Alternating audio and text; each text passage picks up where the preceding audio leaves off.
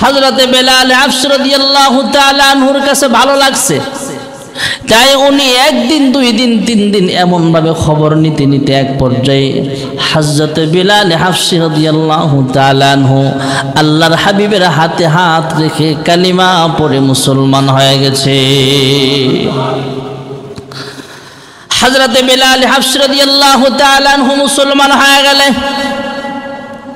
এদিক দিয়ে উমাইয়া ইবনে খালফ খবর পেয়ে গেলেন হযরতে বিলাল তিনি হলেন মুসলমান, আর বিলালের মুনিব উমাইয়া ইবনে খালফ তিনি হলেন ইহুদি তথা বেঈমান অমুসলিম।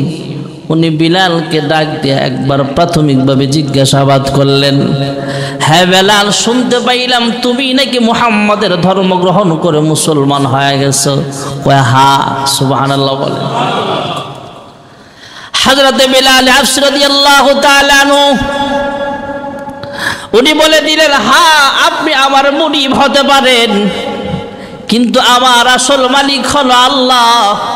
যদিও আমি আপনার গোলাম, মুহাম্মাদের ধর্মকর্ম আমার কাছে ভালো লেগেছে, তাই আমি কালিমা পড়ে মুসলমান হয়ে গেলাম।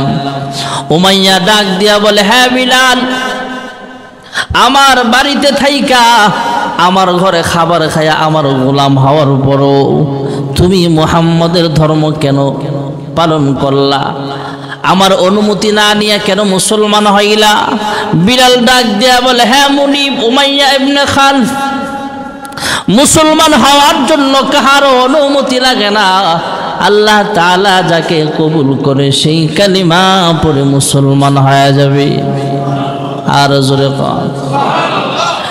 উমাইয়া ইবনে খালফ এবার ওয়ার্নিং দিয়ে দিলেন, হ্যাঁ বিলাল, অতি তাড়াতাড়ি মুহাম্মাদের ধর্ম ত্যাগ করো। যদি মুহাম্মাদের ধর্ম ত্যাগ না করো তাহলে কঠিন শাস্তির সম্মুখীন তোমাকে হতে হবে।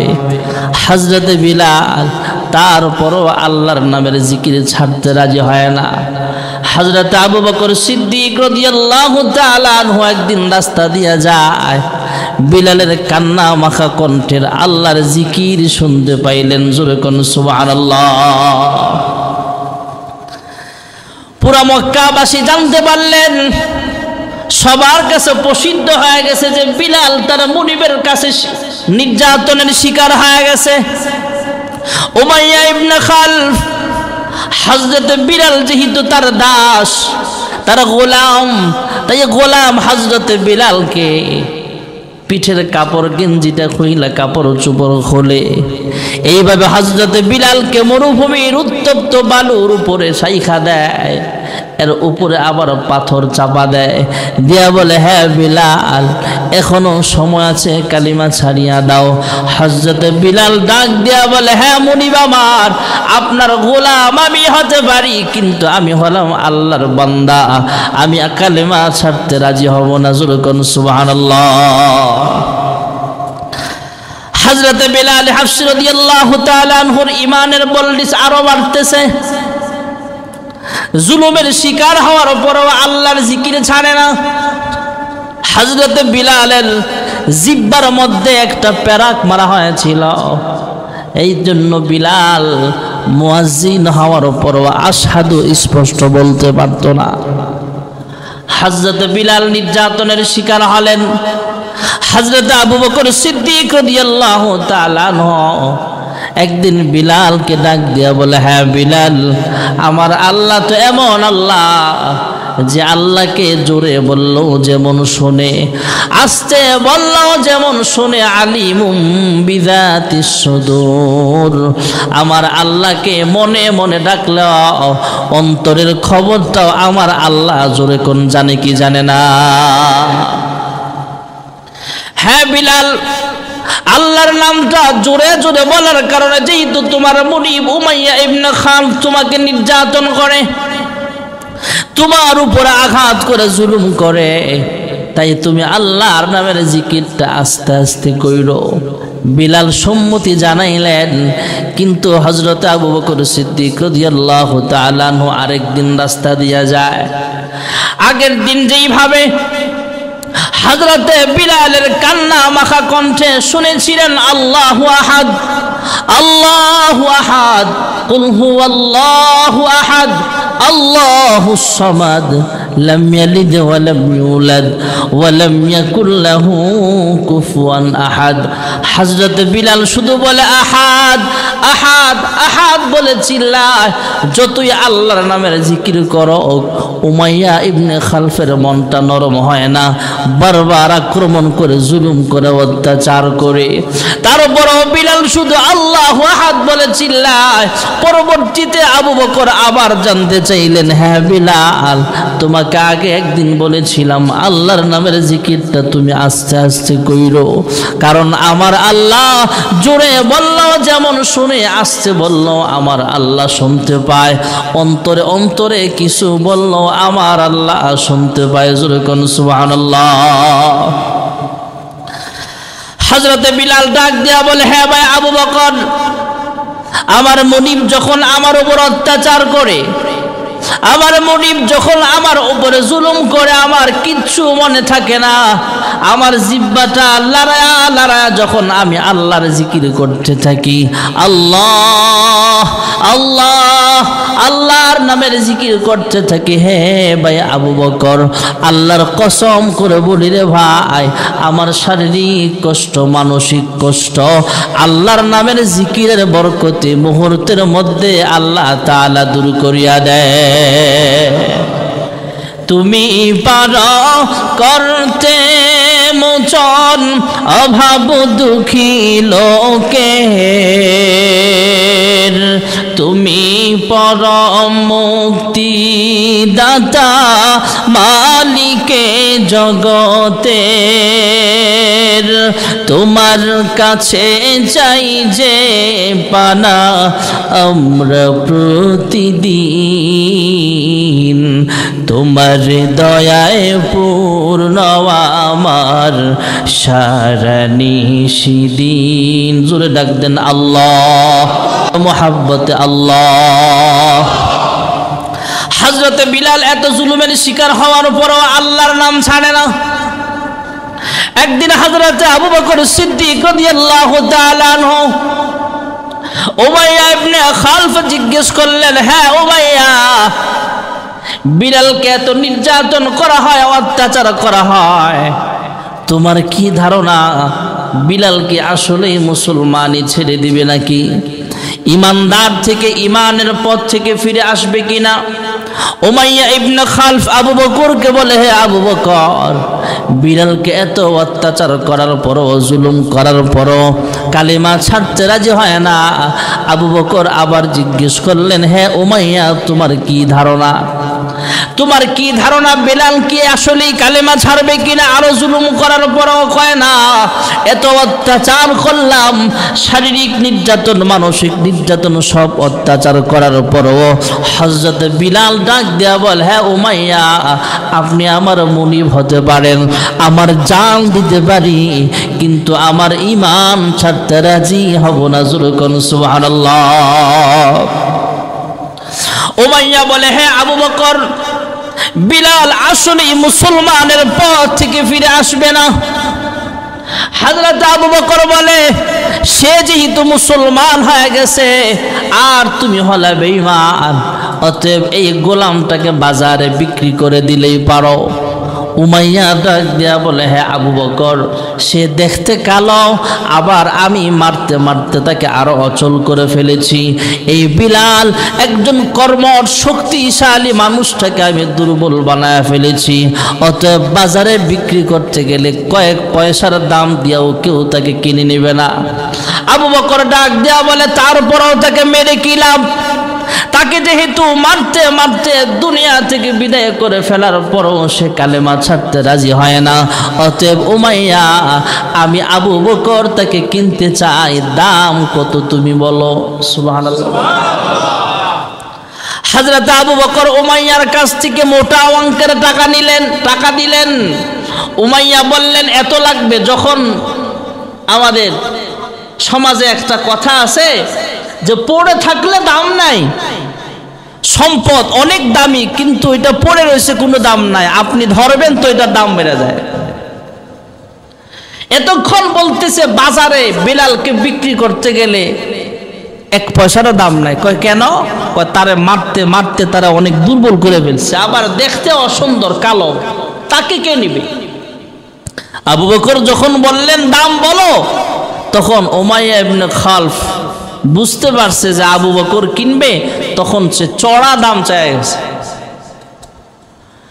হযরত আবু বকর ডাক দিয়া বলে, হ্যাঁ উমাইয়া ইবনে খালফ, 1 লাখ 2 লাখ 5 লাখ 10 লাখ তো কোনো ব্যাপার না। আল্লাহ তাআলা যদি আমাকে পুরা দুনিয়ার মানুষ মালিকও আমাকে বানায় দেয়, তথা দুনিয়ার সব অর্থ সম্পদের মালিকও আমাকে আল্লাহ বানায় দিত, আর তুমি যদি পুরা সম্পদের বিনিময়ে বেলালকে আজাদ করতে চাইতা, আমি তারপরও বেলালকে সব কিছুর বিনিময়ে আমি আজাদ করে দিতাম, কারণ আমার কাছে বেলালের ইমানের দাম দুনিয়ার সব কিছুর চাইতে আরো বেশি। জোরে কোন সুবহানাল্লাহ। এই বিলালকে আজাদ করে দিলেন। এই হযরতে বিলাল হাবশী মক্কা ছেড়ে মদিনায় হিজরত করেছেন।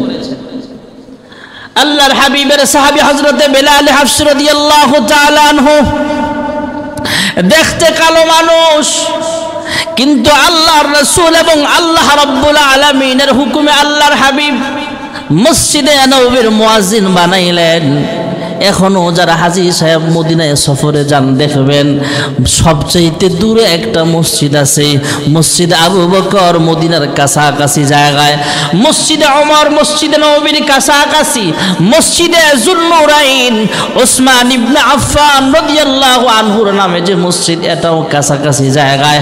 আর সবচেয়ে দূরে হলো হযরতে বিলাল হাবশী রাদিয়াল্লাহু তাআলা আনহুর বাড়িটা ছিল, তথা বর্তমানে যে মসজিদে বেলাল আছে এটা অন্যান্য সাহাবীদের চাইতে দূরে।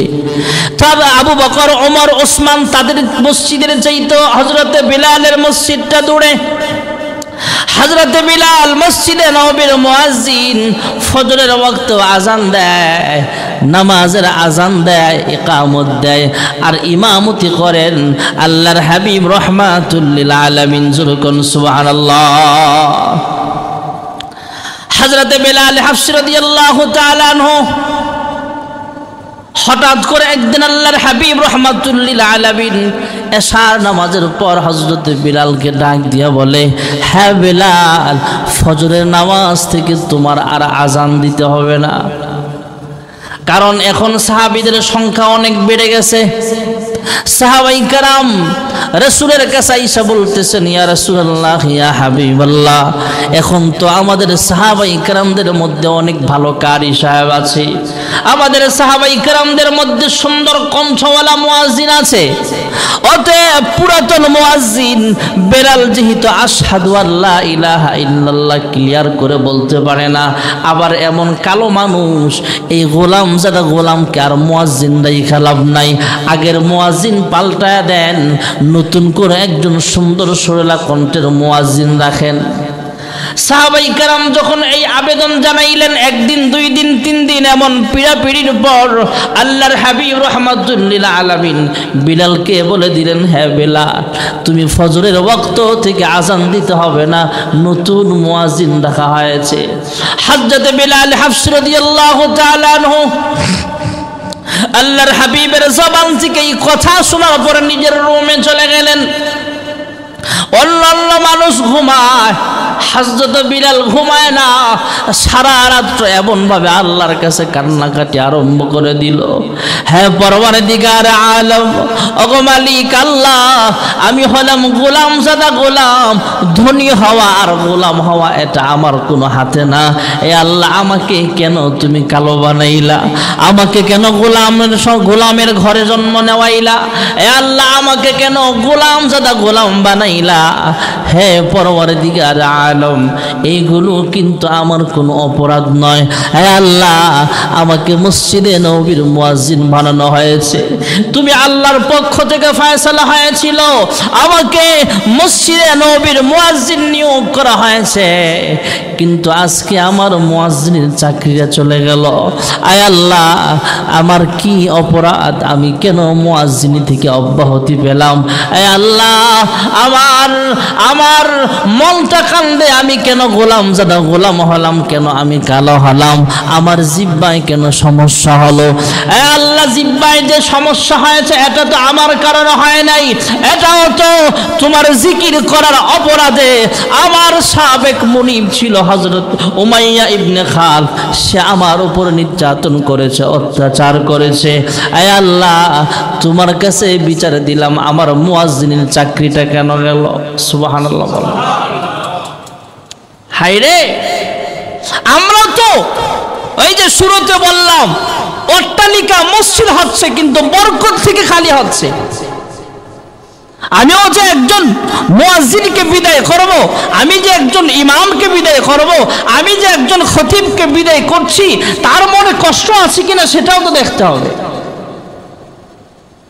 একজন খতিবকে বিদায় করা, ইমামকে বিদায় করা, মুয়াজ্জিনকে বিদায় করা করতে পারেন, কিন্তু তার মনে আঘাত দিয়ে না, কষ্ট দিয়ে না।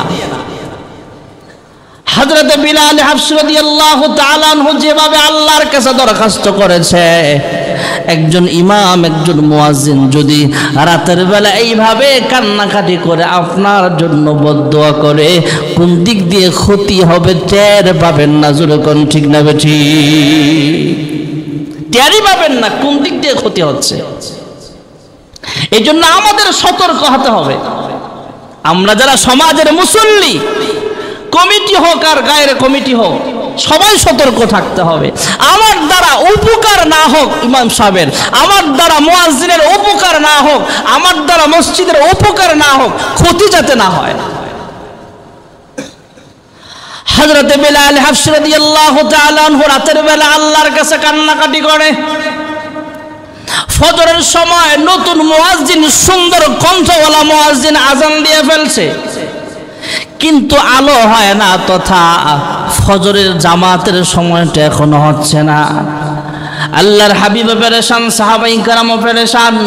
হযরতে জিবরাইল আমিনের আগমন ঘটে গেল।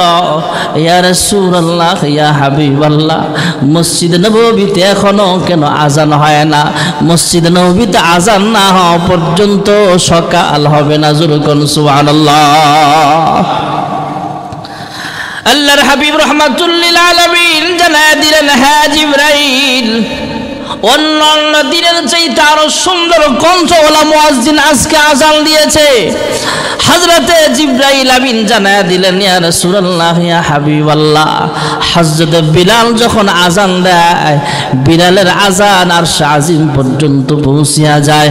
বিলাল যতক্ষণ পর্যন্ত আযান না দিবে ততক্ষণ পর্যন্ত সকাল হবে না। জোরে কোন সুবহানাল্লাহ। হযরত বিলাল হাবশী রাদিয়াল্লাহু তাআলা আনহু মসজিদে নববীর মুয়াজ্জিন। আমাদের মসজিদেও মুয়াজ্জিন আছে, আহসানিয়া মসজিদেও মুয়াজ্জিন আছে। পৃথিবীতে যত মুয়াজ্জিন আছে, এই মুয়াজ্জিনদেরকে আল্লাহ রাব্বুল আলামিন হাসরের মাঠে তাদের গলাটা লম্বা বানায় দিবে, তথা হাসরের মাঠে সবচেয়ে উঁচা লম্বা দেখা যাবে মুয়াজ্জিনদেরকে।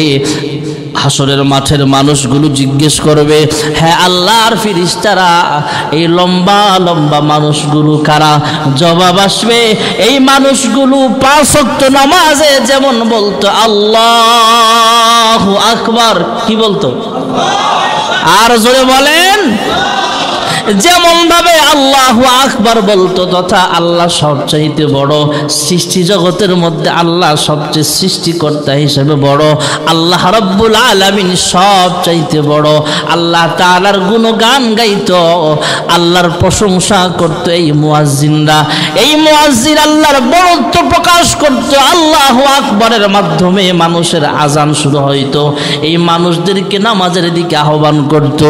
এই মুয়াজ্জিনদেরকে আল্লাহ তাআলা গলাটা উঁচু করে লম্বা বানায় দিছে, তত মুয়াজ্জিনদেরকে আল্লাহ সম্মান বাড়ায়া দিছে। জোরে কোন সুবহানাল্লাহ। হযরত বিলাল হাবশী রাদিয়াল্লাহু আনহু মসজিদের মুয়াজ্জিন। খেয়াল করবেন কথাগুলো, আমাদের ব্যবহার আর সাহাবীদের ব্যবহার কেমন ছিল। আমরাও তো ইমাম, আমরাও তো মুসল্লি, আমরাও তো মুয়াজ্জিন। হযরত বিলাল হাবশী রাদিয়াল্লাহু আনহু ফজরের নামাজের আযান দিয়েছেন।